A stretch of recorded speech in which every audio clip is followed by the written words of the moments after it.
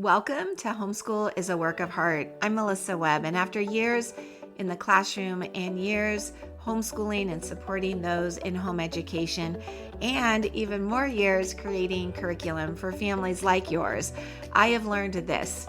Homeschooling isn't about perfection. It is about purpose.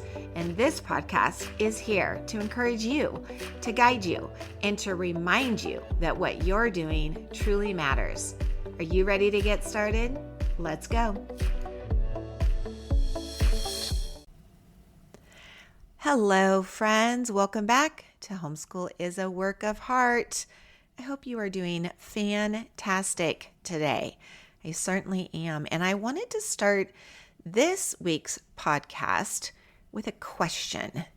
I want you to think about a room in your home. It could be your garage, but it's a place, maybe a cabinet, but something that needs sorting out, organizing.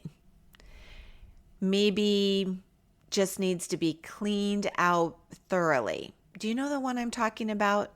I'm confident that the vast majority of us have spaces that need cleaning. I know I do, but I'm curious, what is it for you? A hall closet?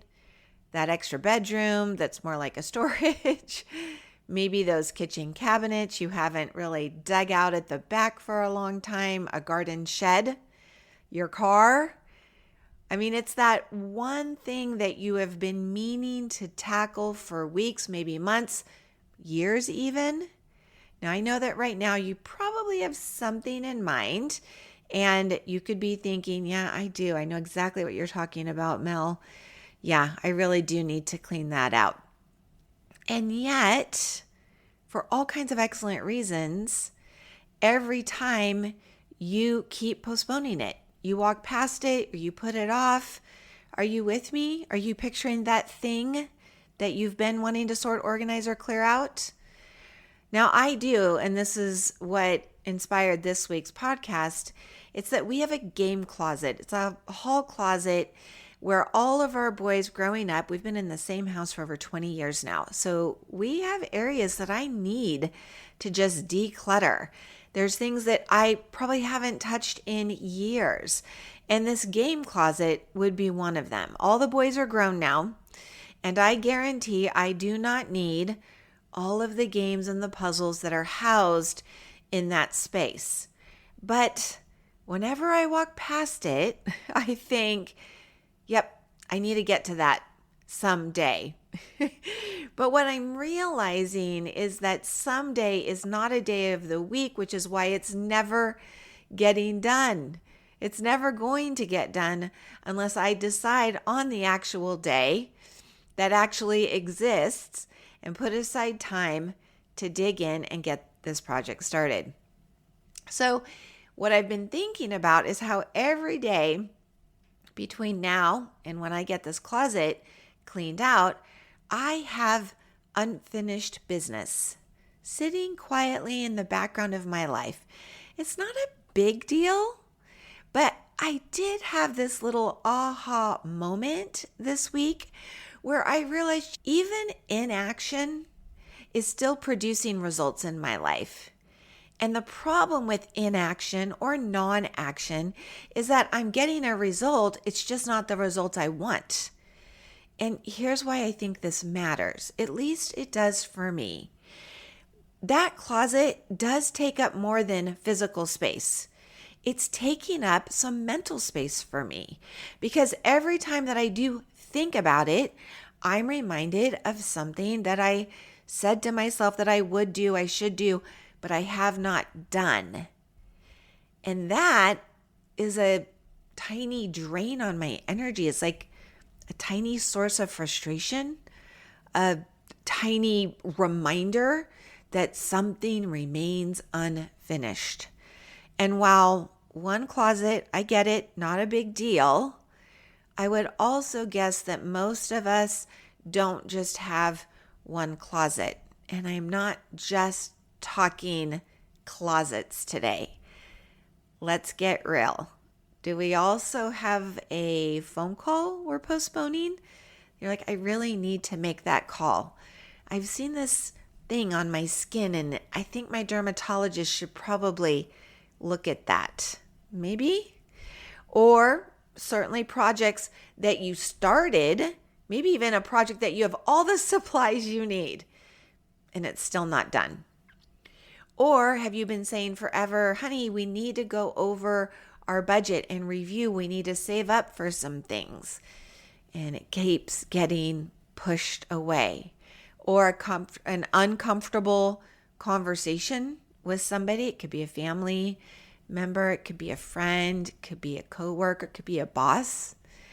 Maybe you've been thinking about homeschooling, but you haven't yet even researched how to do that for where you live or what curriculum. Maybe you have stacks of paperwork or bills that keep piling up. All I'm saying is that eventually all of those little unfinished things in our lives do begin competing for our attention. And even though it may feel like a little bit, it grows. And when we're not actively thinking about them, they really are keeping us from experiencing some great personal growth. I think great personal growth exists on the other side of these things that we are being inactive or non-active in accomplishing. And I really want to encourage you this week to put some thought into things that you would really love to accomplish. And it could be today, this week, this month, this summer, doesn't matter, okay? But here's the encouraging part, and that is the opposite is true. Just like not getting things done can drain us, when we do finish something, it's immediate relief. It increases momentum and confidence. I'd even say confidence too, because we prove to ourselves that we are staying true to our own commitments. Super important. And we're also modeling that to whom? Our children. So that's why this isn't really a conversation just about organizing a hall closet. It's a great place to start. But this is a conversation about the hidden cost of postponing things that matter and the surprising and wonderful freedom that comes when we finally decide to take action.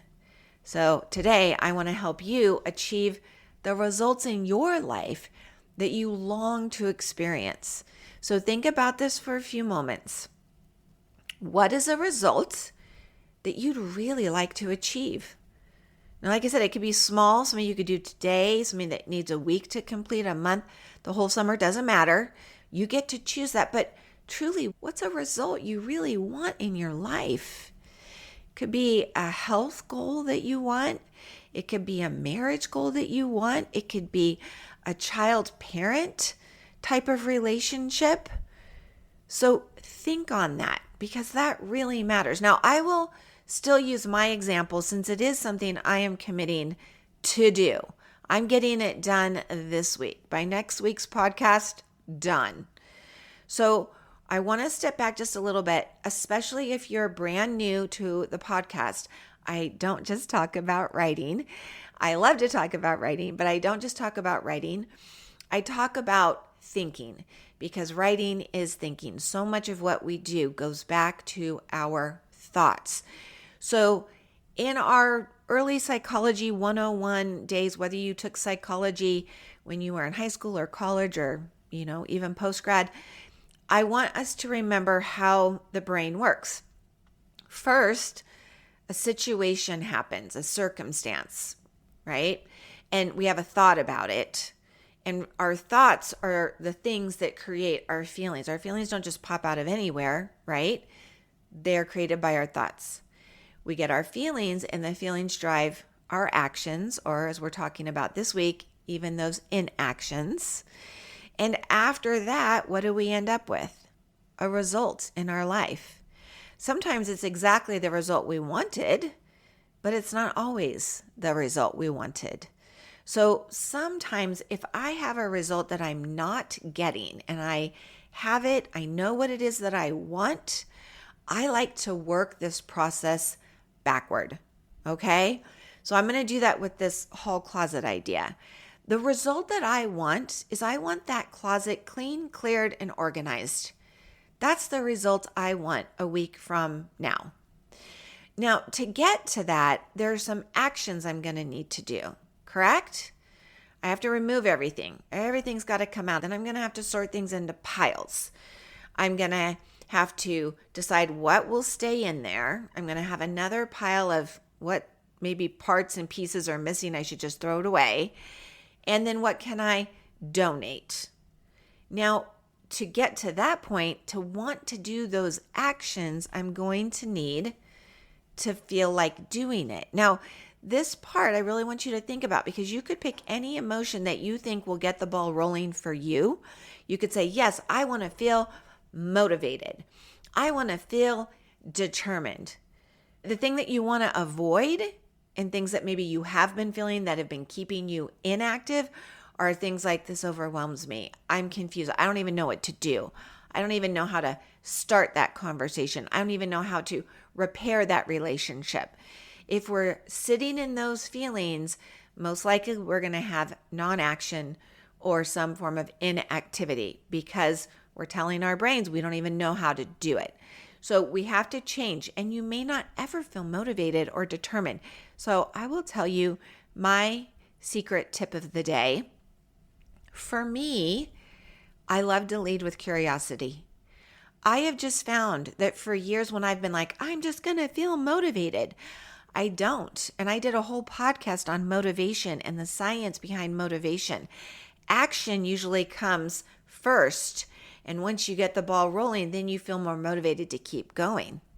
Interesting, yes? It's not the other way around. It's not like, I feel motivated, so I'm going to go clean. If you're waiting to feel motivated, you probably won't for a long time. But what I've discovered for myself, and I invite you to try it, is to lead with curiosity instead. It's easier for me to get curious than to feel determined. Okay, so remember, I now need a thought that's going to stir up the feeling I desire. And like I said, sometimes I can't come up with a thought that makes me feel determined or motivated, but I usually can come up with something that makes me feel curious. So the one that is coming to me right now, I'm thinking right now, with all that space cleared out, I wonder how I might want to use that extra storage space. I'm going to have extra storage space. Right away, I'm wondering if you can feel the difference between that first thought that I shared several minutes ago when I said, I just need to get that closet cleaned out, versus what I just said, with that cleared out, how might I use the extra storage space? The first thought almost feels like an extra burden I'm putting on myself. I have got to get that done. But the second thought has me feeling curious, almost creative, because I don't know about you, but I always long for more storage space. I've never been like, I have way too much storage space. I always am looking for more storage space. So all of a sudden, I feel better about this. Now, although I've been saying I haven't done anything with that closet, I just want to point out I have still been creating results in my life. It's been the result of non-action, a closet that I'm unhappy with. Whenever I think it, pass it, feel burdened by it, it's just this task that looms over me, this one more thing I need to do. And whether we're intentionally doing this or not, we are always creating our own results. And that's why I did think this was a really good title for this week's podcast, because I want you to remember that doing nothing is still doing something, but you may not be getting the result you want. So before this week's topic starts to sound terribly discouraging, which is never my intent, I hope you're not feeling that way, I do want to move into this good news. I already feel better myself, like I'm going to do this. And I'm looking forward to telling you what I ended up putting in that extra space. Okay? What I really want for you is to realize that Ending your non-action or your inaction as well does not mean that you have to perform these incredible high-performing actions in its place. It's not like, well, now it's a race. I have to get it done in one day. No, I don't. I just told you I'm going to give myself a week. I probably could do it in a day with several hours, but I probably won't.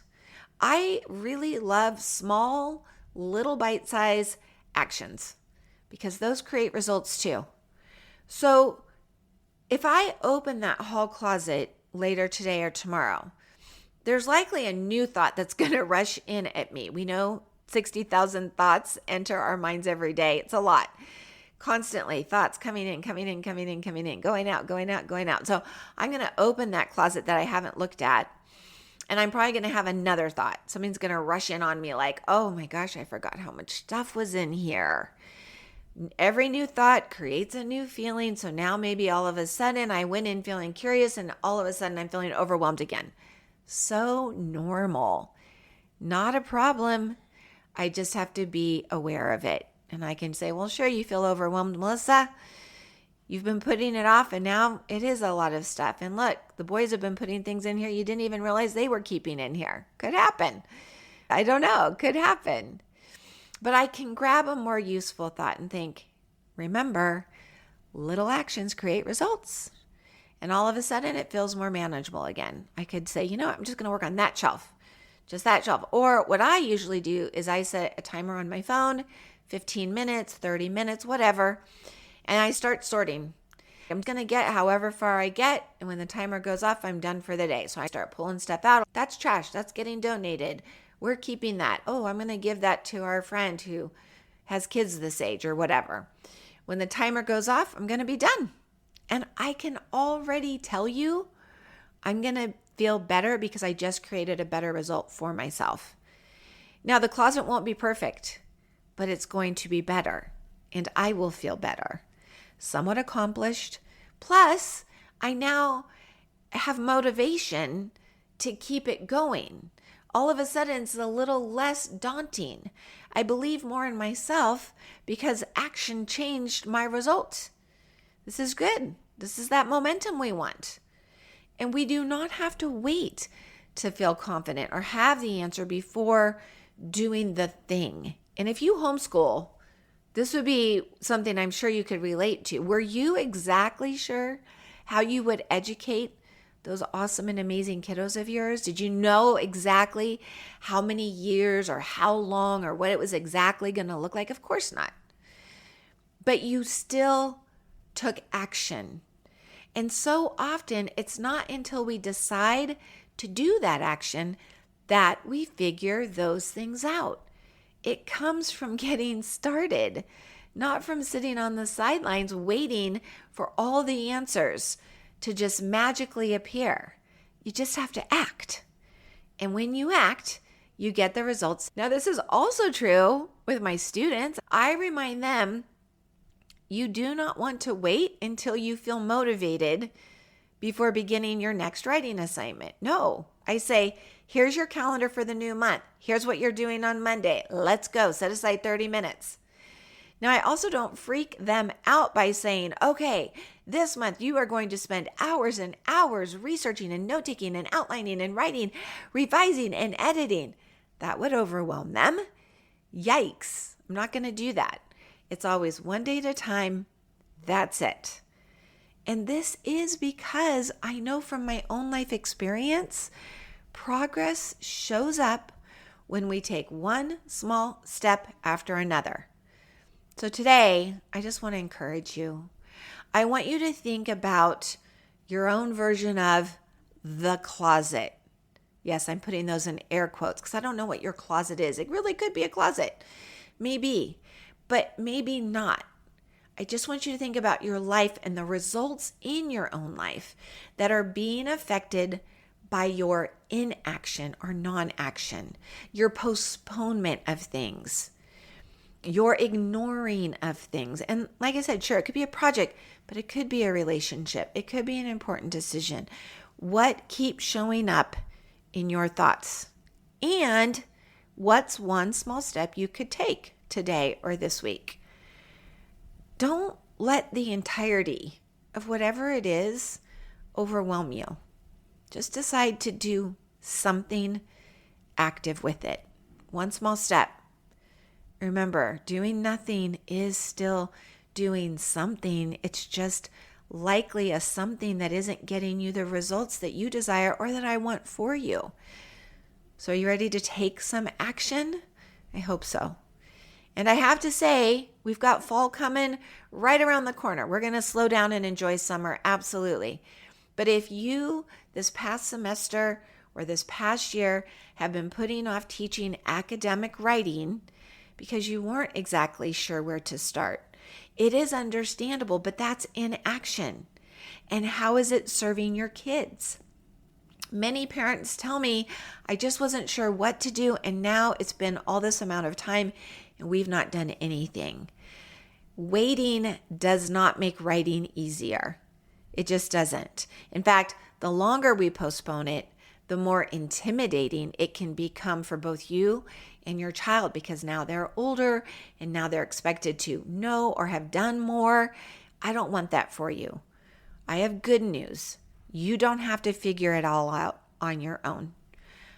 This is my wheelhouse, teaching kids in upper elementary and middle school to become confident and accomplished writers, to be good thinkers. And I would be happy to help you get the ball rolling so your child can begin developing the confidence and skills that you're hoping to see. Those awesome results for all of us who are involved. I want it for your family as much as you do. Okay, so be sure to check things out. Yep, I could work with you this summer. Yep, I could work with you in the fall. You just let me know what you need. But whatever it is, let's get going. Right on. And that's it for today. Thank you so much for joining me. And hey, if you are feeling stretched thin and you would love some support with teaching writing, I offer programs designed to make that part of homeschooling easier and more enjoyable for both you and your child. I also have free resources on my website, so please be sure to check those things out and subscribe to the podcast. You do not have to do this alone. Right on.